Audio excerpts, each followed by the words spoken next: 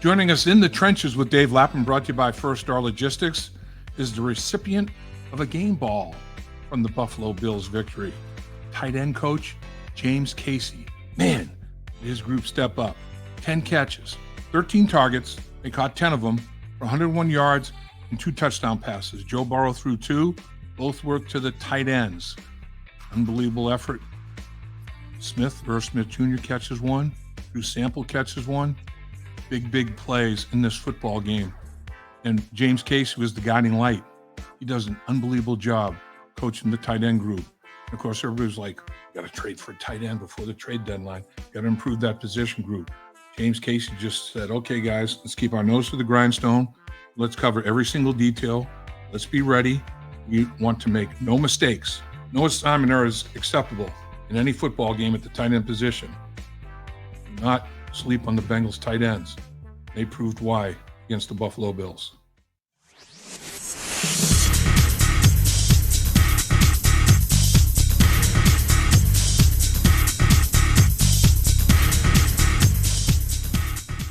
Good for you. Joining in the trenches. Smart move, because our special guest today, tight end coach James Casey with the Cincinnati Bengals, played the position himself, now coaching the position in the National Football League. And every single one of his players that I talked to that have had the pleasure of playing for Coach James Casey said they came out of it learning so much about the game of football and the game of life as well. Welcome, sir. Appreciate your time. Thank you, Dave, and thanks for having me on. And always trying to get some love for these tight ends. They kind of do a lot of the dirty work, so for them to get some shine is awesome.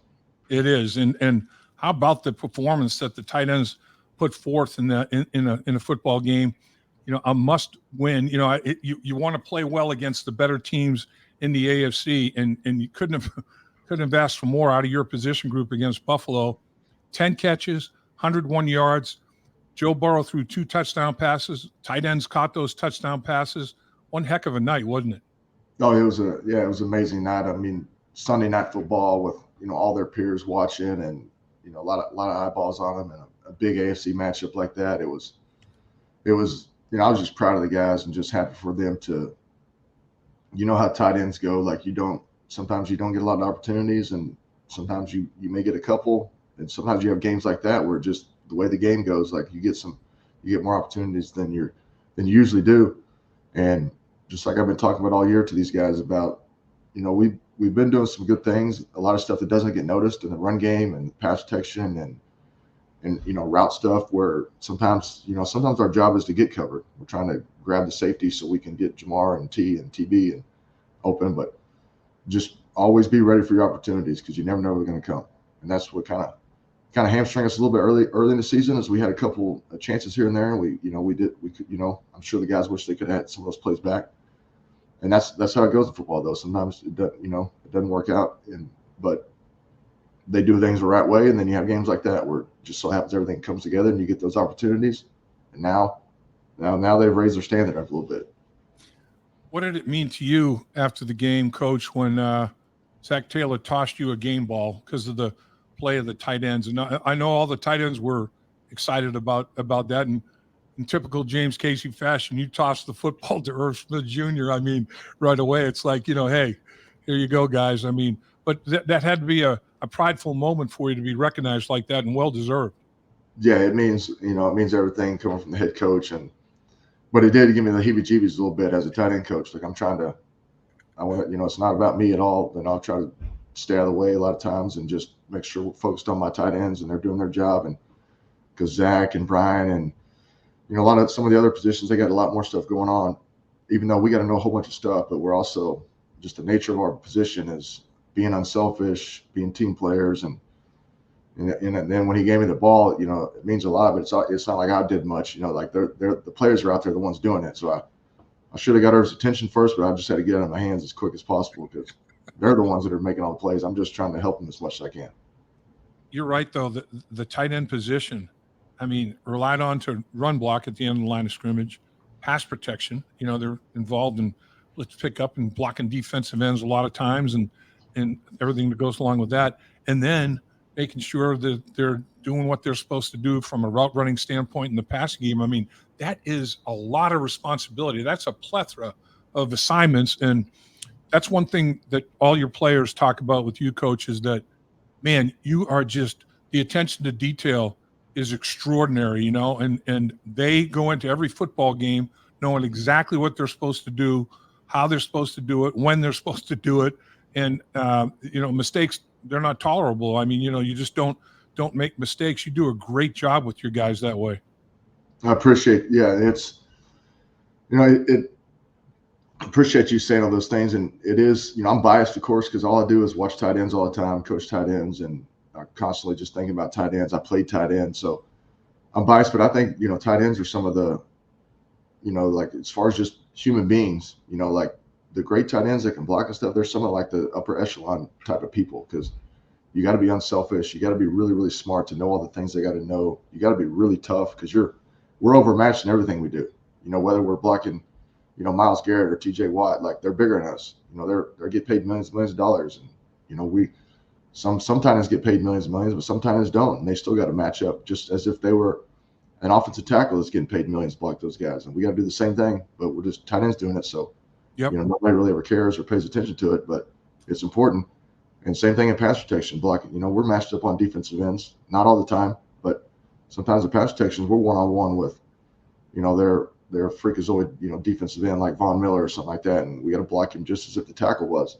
And then we got to run routes like a receiver, even though we weigh 40, 50 pounds more and we're not as fast, but it's supposed to look just like that. And if it doesn't look like that, we got to get better at it. And it's like we're disadvantaged in everything, but so we got to rely on, like you taught, like what I try to just ingrain in my guys, we got to rely on details, technique, mindset, attitude, your effort, your finish, all the little bitty things got to be perfect for us to be successful, because we get put in tough spots sometimes. And a lot of times if you're not showing up as a tight end, it means you're probably doing a pretty damn good job. It means you're probably doing a good job against defensive end.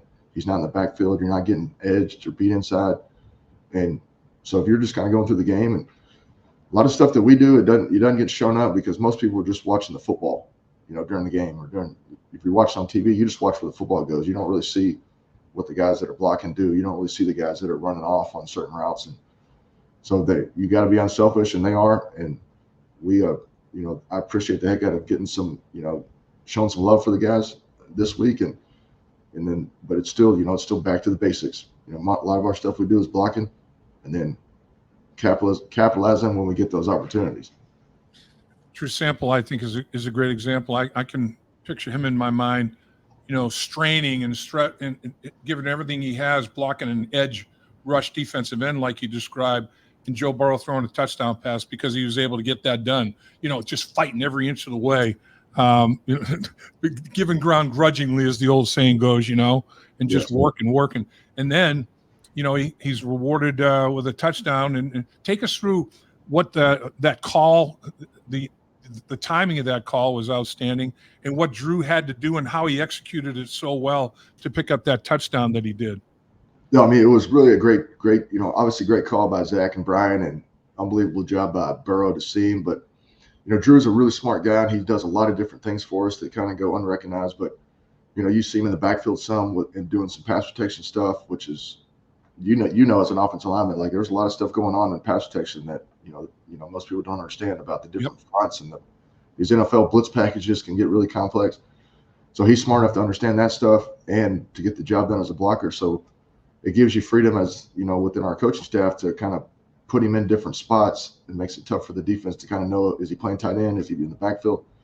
But within that one particular play, we were, anytime you get in that red zone type area, you're expecting they could be bringing pressure or even zero pressure. So you want to make sure you got to protect it first. But they ended up playing 2-man, and so they had 2 deep safeties, and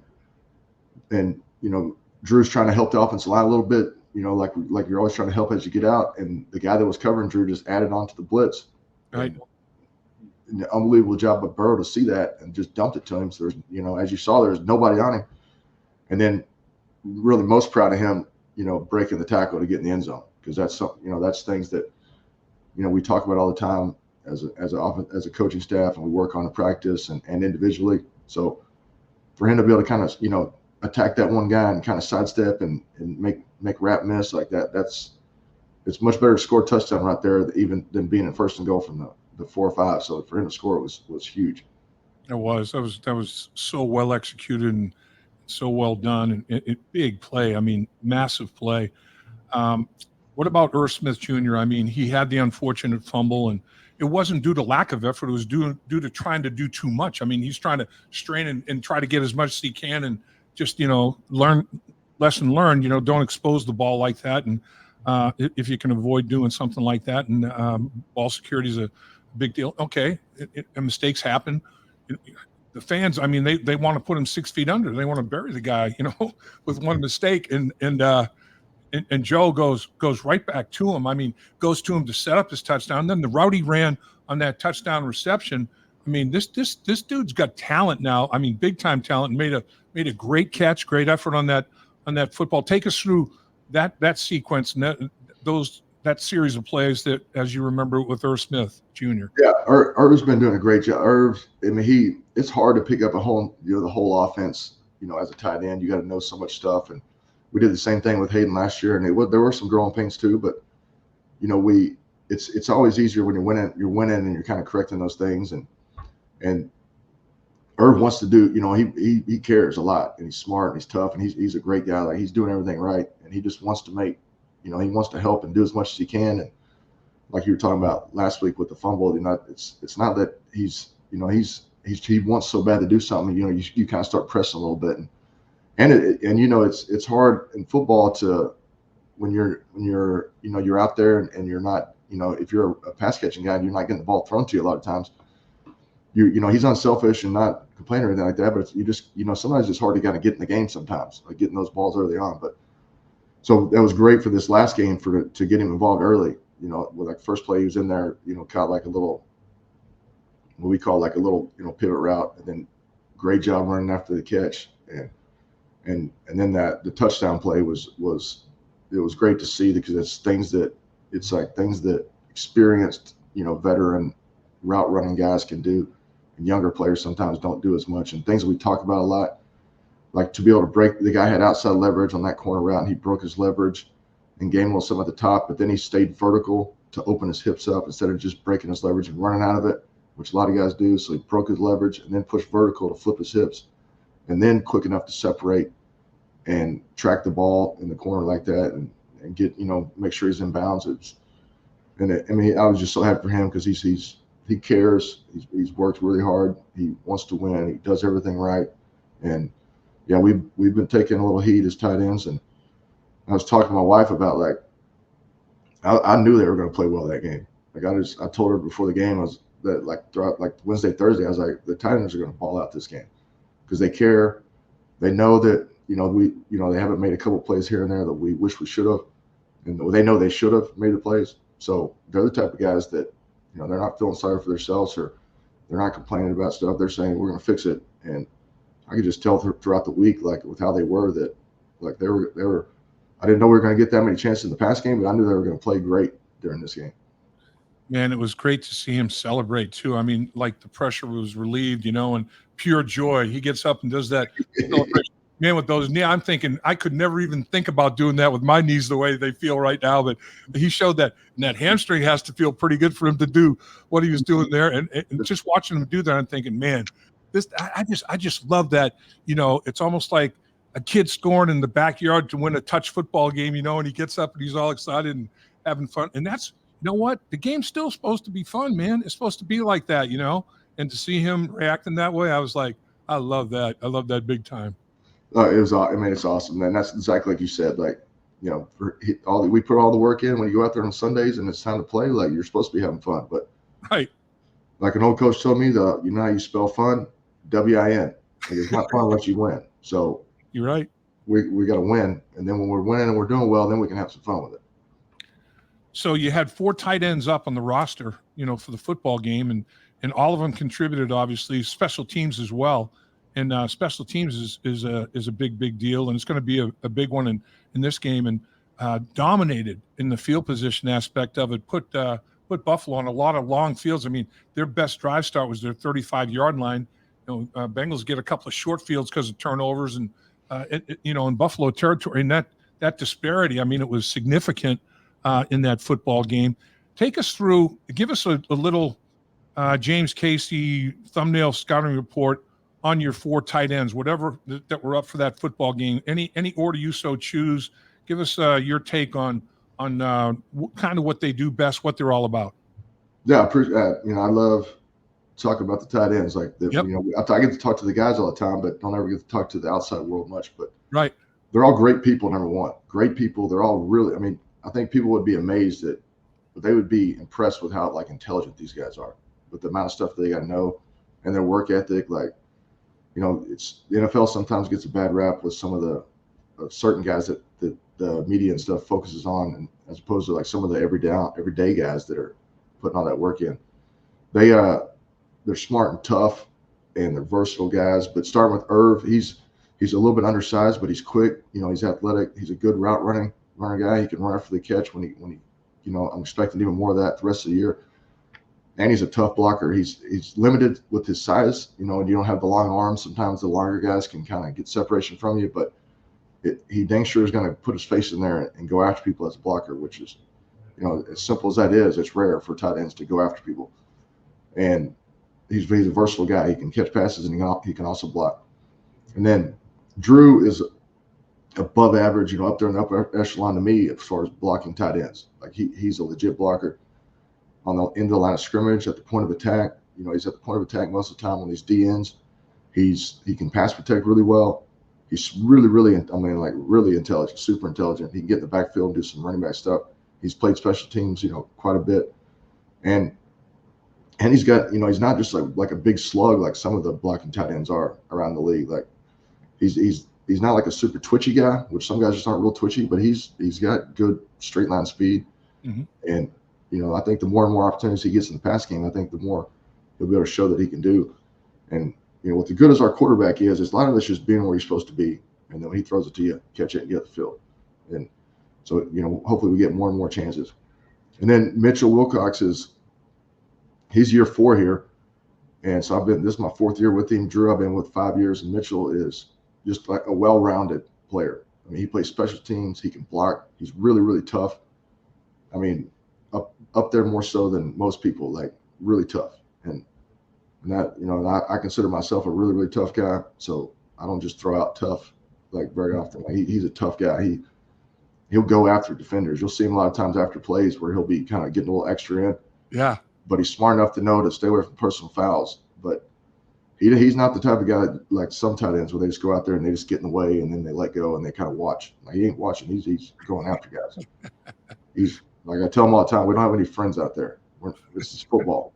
We're not slapping guys on the butt. We're not high-fiving guys. Like, they're not your friends. We're trying to attack these guys. We're trying to punish them. We're trying to embarrass these guys. And he takes that mindset to heart in the way he plays. And he's a good pass catcher too if he when he gets opportunities. And he just does his job. He's a solid player. Glad we got him. You need depth at tight end too, because throughout a 17-game season, they're asked to do so many things. Like sometimes they get nicked up. You want to make sure they're fresh throughout the whole year. Right. And then Tanner Hudson, showed up, and he's played a lot of football. He's in, I think, year 6, and he's played in a Super Bowl. He got a target from Brady in the Super Bowl, and so he's played ball. He just hadn't stuck on anywhere. But you can obviously, I think anybody can tell when you're watching, the little bit he's been here is like he can catch the ball. Mm-hmm. He can run and catch, and he's way more athletic than what people think. He runs way better than people think. He's got really good ball skills. He's real smart as a pass catcher. Like, he knows. I used to think it was silly, but he's really a good guy. Like, understands how to set in zone and wrap defenders and work to the open spot, work back negative. He understands scramble situations of getting to where the quarterback can see him and getting in that window. And he's not afraid as a blocker either. His frame kind of limits him as a blocker just because he's not a thick guy. But you saw on Sunday night, he was down there blocking duo on the low red zone for us to score.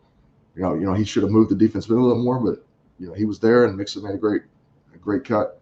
And that's one thing with him is just he's a real good pass catcher. And he's just putting it all together. And I'm thinking right now, hopefully this is the time where he puts everything together and he understands that, you're a great pass catcher, but sometimes you got to run routes to get covered. Like sometimes it's your job to make sure the safety doesn't make the play on a ball that we're throwing to Jamar or TB. And sometimes you just need to be at your landmark. You might could get open if you work to move on him, but then you may run underneath somebody else's route. So sometimes you just got to sit there. And then as a blocker, just understand that we can't just be 100% passer in the game. Like you have to be able to block. And he doesn't shy away from it. It's just, perfecting that technique and being consistent with his technique. And, he's got, I'm excited to see him get hopefully more and more opportunities because he's a good player. And then the last one is Zach, who's on the practice squad, Zach Gentry. He's played a lot of ball for Pittsburgh in the last couple of years, and he's in year 5, great person, like super tall, like big dude, can block, I'm like, you probably can tell I'm like fired about my room this year, and I'm excited they finally got some love because I've got 5 veteran guys that all love football. They're all smart. They all care. So we have a great room of guys that it's all about ball. And we also can just talk about life and like know that I'm around like great people. Yeah, it's always a sign when players during their own time go to their coach's office to watch extra tape because they want to be around that coach. That's when you got it going, man. The trust between player and coach is just coach and player is just that's solid gold, and that's what you have with your guys. Your guys love to be around you, and it's phenomenal to see. Tanner, go ahead. That is, that those guys are like that, where they want to work extra and do it. And also like a great sign to me is, instead of me talking all the time, which I am, I'm trying to help them as much as I can. Like I'm rooting for them more than anybody out there, and I want to give them tools and try to help them throughout the week. But also they talk amongst each other all the time too. Like when they're out there on a play or something, they'll come back and they'll ask each other about what they saw or what they think about, ideas and stuff. And to me, that's a great sign, is when they're thinking about stuff on their own. Instead of just me telling them all the time, they're thinking about it as they watch the film at home. Like they're thinking about how certain defensive ends play. They're thinking about, how certain guys cover. And that's when you can take it to the next step, is when they're doing it all on their own. And you're just, I look at it, we're working together. It's not me dictating anything. We're working together to make sure we're all doing everything we can to be successful when we go out there on Sunday. You feel like when you were talking about Tanner having a great feel for, when to sit and how to find soft spots in coverage and seams and all that sort of thing. Do you think having played the quarterback position is part of that mindset of his? I think it is. I think that does matter. And like I mentioned before, like when I first started coaching or when I was playing, I would hear people say he like a scouting kind of thing, like he does a good job of settling in zones. And I always be like, well, I mean, how hard is that? Just like if they're not, if the players are not there, just sit right here in a certain spot. Like, and as a player, it just seemed like it was kind of second nature for me sometimes to like just find that spot. Right. But I was a quarterback as well, so I think that does, you kind of understand like coverages and the angles of certain guys, because football is all about, space, angles, and timing on everything. So it's all about what kind of space do we have, what kind of angle do we need to create or do we have, and then what does the timing need to be like to be able to make that thing happen. And so the quarterback aspect, I think, does have a lot to do with it, and just understanding coverages, like being able to identify man zone, single high, two high, and so you can kind of know how to have a plan of attack before the ball snapped. Like I talk a lot about that with those guys in the pass game for sure. It's like, don't just run. Like certain routes you just need to run, but don't be out there just thinking I'm just running. Like you may have a seam route. You're running, but see what the coverage is and see how you need to run to get there. Maybe you need to spray your release to get the guy moving. Maybe you need to take you just need to go there right now. Like that way, when it's man or when you're getting matched, you kind of already have a plan of how to stem the defender and set him up and get him flipped, and then always making him think it's something else. So they can't just, grab a hold of you all the time.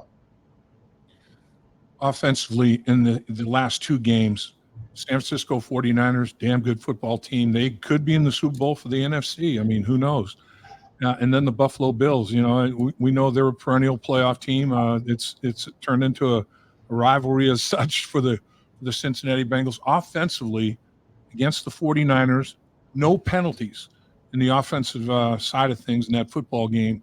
One bogus penalty in the entire game. They called DJ Reader for tackling a quarterback, and they call him for a 15-yard penalty on a sack, which was mind-boggling to me. It should have been a 0 penalty game. And then in this football game against Buffalo, no giveaways. So you go no penalties against San Francisco, no self-destruction whatsoever, and I think just 1 turnover. And then in this football game, no giveaways whatsoever. And you're going to win a lot of football games playing like that against that high-level, high-caliber team, aren't you? Absolutely. But like Zach talks about a lot, and it's like our slogan is like, it's about us. Like we know we're preparing for the defense, but if we just do our job, we feel like we're talented enough. We got the right type of guys that are motivated, that are competitive. Like we're going to make plays. Number one, our quarterback is a stud. So, and he's such a good player that if we're just doing our job, we'll be in probably a good spot. And I know in my room, I talk about it a lot about not beating yourself. And I show clips of around the league of tight ends. Each week I show, it's probably my favorite thing to do. And I think one of the most important things to do getting ready for a game is to show around the league that week of what went bad in pass protection, where the bad penalties showed up, like where the ball security stuff showed up, so they can see it happen. And so you kind of, because there's so many different scenarios that can happen in a game. And, a lot of it is just, it's tough. Your job's always tough, but if you just do your job and you're doing it the right way and you're staying consistent and you're never letting your guard down and getting the bad things happen, we'll probably be in good shape. And then it's about just, the expectation of making that play every snap, like just a mindset thing, like where you're not getting surprised when they throw the ball, or you're kind of not letting up a little bit as a blocker, and that's when the ball hits right behind you. As a tight end, you always got to assume you're at the point of attack, and you always have to expect the ball to be thrown. And then the expectation and the determination. It's like there's some guys out there you see that you're just like, that guy just makes plays. May not always look pretty, he just makes plays. Right. He's just got that determination to do it. And then you'll see other guys that are a little hesitant. They're second guessing themselves. They're kind of like they're not bursting out of the brakes. They're just not playing full speed. Like some guys just don't play full speed. Some guys do. It's just confidence, and it's a mindset thing going into the game. So let me get you out of here on this one, Coach. Frank Pollock, former San Francisco 49er, went back to San Francisco, obviously saw a bunch of old teammates, old friends, all that sort of thing. But, was there to win a football game, and the Bengals beat the 49ers, and he felt great about it. You, a former Houston Texan, here come the Texans to Cincinnati. You're going to feel pretty good about the fact if the Bengals can put this game in the left-hand column in that W column. Does it give you a little extra juice, Coach, or is it not that big a deal to you? No, it does. It does, because they're the team that drafted me. I played there 4 years. I think the only one player left is John Weeks, their snapper, that I played with. But also, with D'Amico Ryans, I played with D'Amico in Houston for multiple years, and I played with D'Amico in Philadelphia for 2 years. I think I played with D'Amico 5 years, so I know D'Amico well, and great guys. But this is about football; it's about winning, and it's also, I remember we played here in Cincinnati when I was in Houston. That's like the first time that the Texans ever clinched a playoff berth was here in this stadium. So there's a lot of great memories from that. But now it's all about, I know they got the first round defensive end, Will Anderson. They got Jerry Hughes. Like I'm focused on that now, making sure my tight ends are going to be ready to go and go get after these defensive ends and find a way to win the game. But it is just a little special just because I know so many people still in Houston too that are still Texans fans. So I want to make sure I have the bragging rights throughout the season, off season, and the season. We got to get this one done. I love it, and I lied. I got to ask you this because during the week here, there's been all kinds of conversation with Zach about hiring you as the tight end coach. Give me your side of your side of the story of how you and Zach connected and how you came to the Cincinnati Bengals to be the tight end coach. I mean, you were definitely a target. I mean, he wanted to make sure that he had James Casey on that staff. Give me your version of, or your memory of how that all unfolded. No, and I'm forever grateful that he gave me this opportunity, and still to this day, like I'm never entitled, I'm always like when he threw me that game ball at the end of the game, I was like, it just had the heat. I didn't want to, I don't want any attention. I'm a tight ends coach. I'm just trying to coach tight ends. But I think a lot of it is just from, he started calling me about the potential of this job, and then ended up hiring me. And of course, I was very confident because I played the position and I coached in college for a couple of years, and I was with Kubiak and that West Coast offense kind of stuff. And Frank was the assistant offensive line coach when I was playing with the Texans, so I kind of knew some people there. And I decided I wanted to coach maybe after year 4. And a lot of it's just, it's all about who you know, and it's all about your reputation kind of thing. So I didn't know Zach personally, but I knew his brother. His brother was in Philadelphia as a quality control quarterbacks coach. Right. And really, mainly the reason I got fortunate enough that Zach gave me this opportunity, and I'm forever grateful, is that I think he just knew some people that knew me that coached me, like the special teams coordinator at Philadelphia and his brother, and some guys that he really trusted kind of vouched for me, I believe. And that's, I'm forever indebted to those guys too. And that's what it's all about. Just like this job right now, it's like I'm not, coaching, it's, you never know year to year, but I just trying to do my job here and just do the best I possibly can at this tight end position job. And I'm happy as can be. Like these, never entitled to this. I'm coaching the NFL. Like there's a lot of people that want to do this. So I'm trying to just every single day treating it like I could get fired tomorrow. So I'm just trying to make sure I'm doing my job and make sure the tight ends are motivated and they know that I care. The tight ends for sure that they know that I'm really care and I'm really trying to help. And I'm also trying to make the head coach look good, make the offensive coordinator look good, and I get to do all that while I'm just doing football stuff, and that's the best thing, because no greater sport than football. It's the best thing around. Everybody's got to work together and got to be tough guys, and it's a beacon of hope for society, football. Well, I agree 100,000% with everything you just said, and there's only 32 of the jobs that you have. There's only 32 of them in the world, and you've got one of them, and it's well earned and well deserved. And Zach is just so happy and thrilled that he's got you as his tight end coach for sure, and so are the tight ends that have benefited by your expertise as a coach. And Cincinnati's very fortunate, sir. Congratulations on a big day from your tight end position. They certainly they work hard to get everything that comes their way. There's no question about it. And appreciate you carving time. I know it's a busy time of the week, and thanks for giving some to us, Coach Casey. Thank you, Dave, and thanks for shining a little light on the tight ends. We're gonna keep it going. I hear that. I'll tell you, in my mind, it's great athlete because they have to block like a lineman, catch like a receiver. I mean, it's that hybrid stuff you have to do at that tight end position. I think they're the most unique athletes on the football team. I really do. They're unique, just individuals too. Unique people. Like you got to be you got to be unselfish, smart, tough, like versatile. Like, so, I think if I was a company and I was a CEO of a company and I was looking for people to hire, one of the first people I consider would be, elite tight ends that can also block, because you kind of already know a lot about that person. If he can block and he knows everything, he's probably a certain type of person that's going to find a way to be successful. And you just described yourself, sir. Appreciate your time. Thank you. You're the man. Thank you. Thank you. Take care. Dave Lapham here. That was awesome. And every day, I am grateful for my experience to have played professional football. As a player, I realized self-motivation, leadership, and appreciating your teammates are key. At First Star Logistics, you can use those same attributes to create the life you want for you and your family. Build your future by working hard like I did. You'll see results both on and off the field. Call First Star Logistics today and be part of our winning team. Opportunity knocking.